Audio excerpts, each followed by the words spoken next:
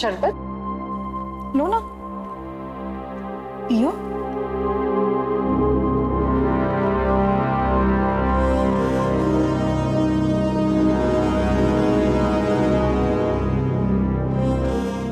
हम सब समझ रहे सदा को, काश उसी दिन समझ जाते जिस दिन तुम लोड़ी का न्योता लेकर आई थी। रणजीत सिंह को वो देश का तारा बनने का खिताब मिला था ना, सबसे ज्यादा खुशी मेरी मेहताब को ही थी। हाँ, पर जाई जी, इन दोनों का रिश्ता ना मेरी समझ से तो परे है।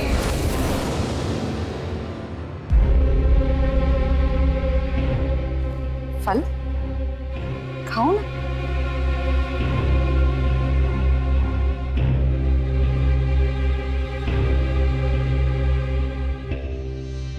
मीठा है?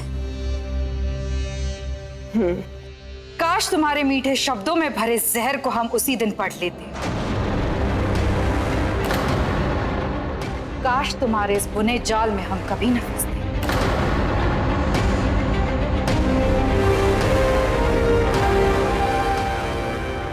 जी यार, खजूर चक्के देखा है?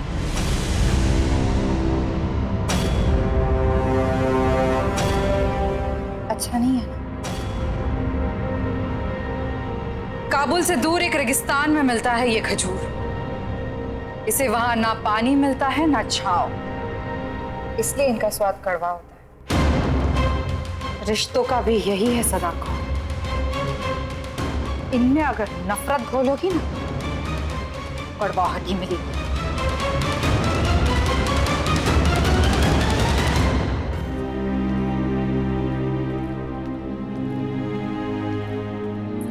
मैं तो बस सुलह करने आई थी। सुलह करना, टूटे रिश्ते जोड़ना बहुत नेक बात है, पर सुलह करने के लिए दो चीजों की जरूरत होती है, एक ईमानदारी और दूसरी बेगर्जी। और तुम ना ईमानदार हो ना बेगर्ज। अजय जी, ये कैसी बात? सच बयान कर रहे हैं।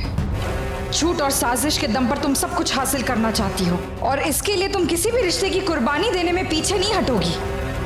तुमने ही दो दोस्तों के बीच दरार डाली, तुमने ही दो रियासतों को हमेशा हमेशा के लिए दूर कर दिया। हमारे पति और पुत्र की बेइज्जती हम कभी नहीं भूलेंगे, और उसके लिए हम राजकौर तुम्हें कभी माफ नहीं कर सकते।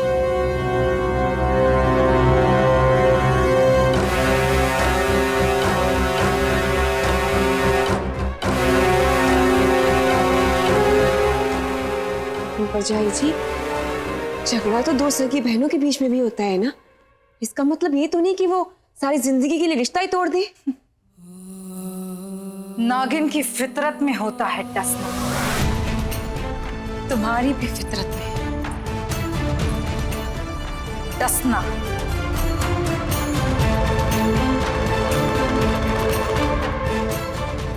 लेकिन इस बार हम तुम्हें यह जहर हमारे परिवार में घोलने का मौका नहीं देंगे।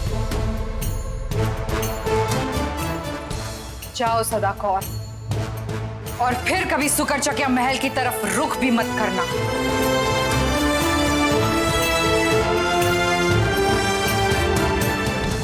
मैं चारी जज्बातों में बहकर फिर से मेरा मकसद पूरा कर दिया।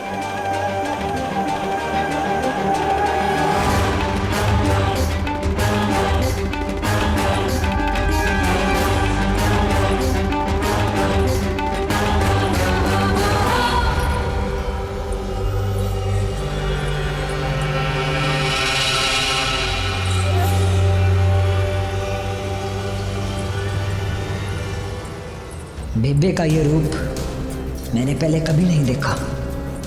बात बिगड़ती जा रही है, जल्दी कुछ करना होगा।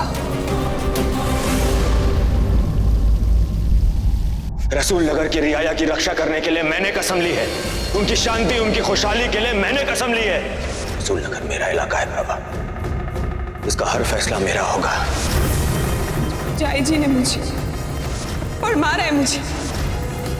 जिस तरह कमान से निकला तीर वापस नहीं लिया जा सकता, वैसे ही शब्द वापस नहीं लिए जा सकते।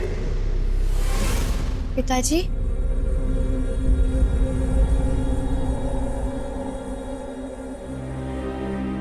पिताजी, जब मेरा और रंजीत का झगड़ा होता है ना, तो हम एक दूसरे को मना भी लेते हैं, फिर से पहले जैसे हो जाते हैं।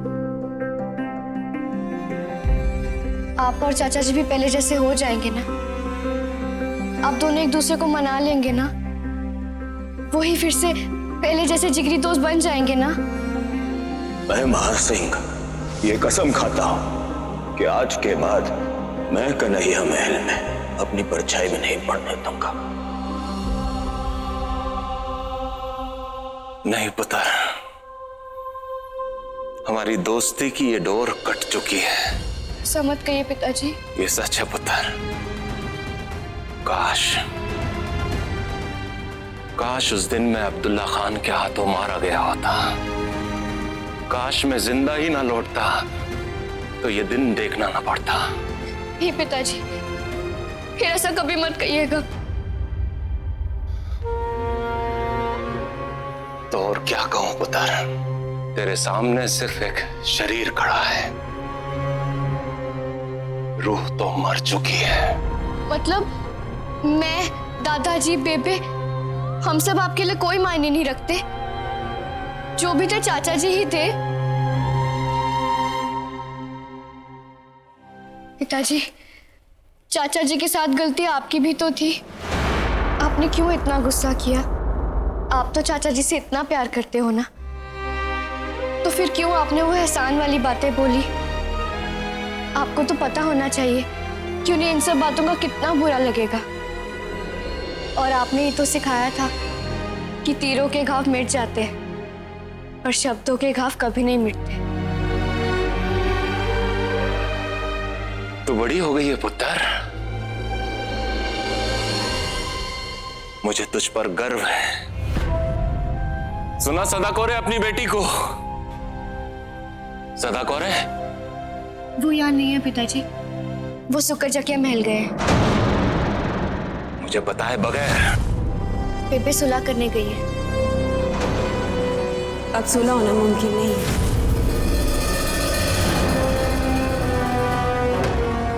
मुझे माफ कर दीजिए, मैं आपसे बिना पूछे वहां चली गई क्योंकि मुझसे रहा नहीं गया।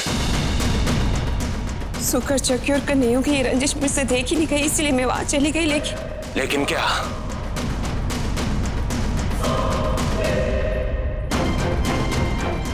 सदाकौरे, क्या हुआ?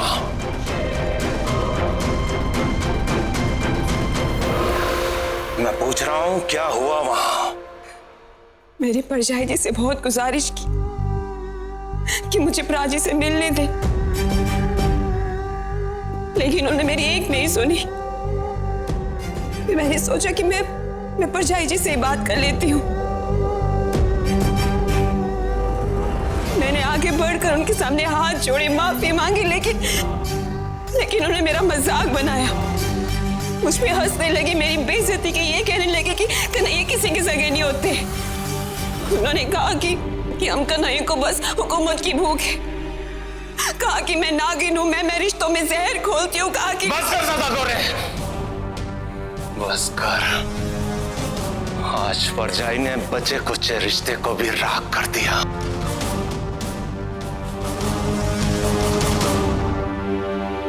एक बात मेरी आज ध्यान से सुन लो सदाकौरे, आज के बाद अगर तुम वहां दोबारा गई तो मेरा मरा मुंह देखोगे। ऐसे ना कहो, मरे आपके दुश्मन। मैं आपसे वादा करती हूँ, मैं सुकरजकिया महल कभी नहीं जाऊंगी। किसकी बुरी नजर लगी है हमारे परिवारों को? वाहेगुरु, मुझे रंजीत सिंह से मिलकर पिताजी और चाचा जी को मिलाने का कोई ना कोई उपाय ढूंढना ही होगा।